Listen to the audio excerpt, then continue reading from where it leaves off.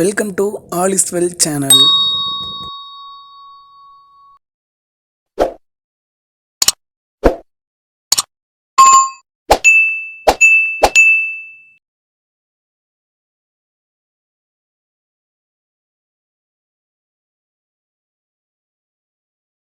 என்ன பார்க்க போகிறோன்னா 8th மேக்ஸில் பயிற்சி 3.3 5வது சம்.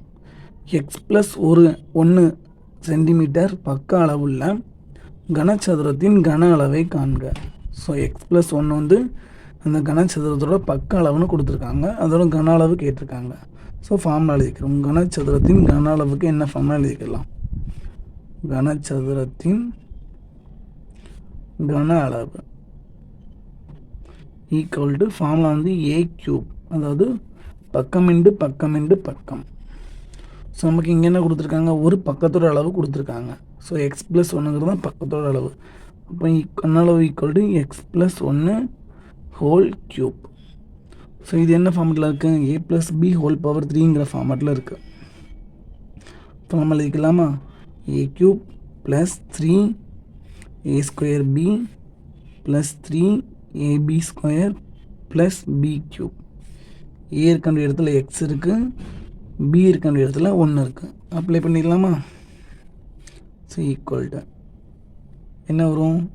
ஃபஸ்ட்டு ஏ கியூப், இப்போ ஏ இருக்க இடத்துல எக்ஸ் இருக்கிறதுனால x cube plus 3 A square, அப்போ எக்ஸுக்கு ஸ்கொயர் ப்ளஸ் இன்ட்டு பி, பிங்கிறது 1 ப்ளஸ் 3 ஏபி ஸ்கொயர், 3 ஏக்கு பதிலாக எக்ஸு, பி ஸ்கொயருக்கு பதிலாக 1 ஸ்கொயர், கடைசியாக பி கியூப், அப்போ 1 கியூப்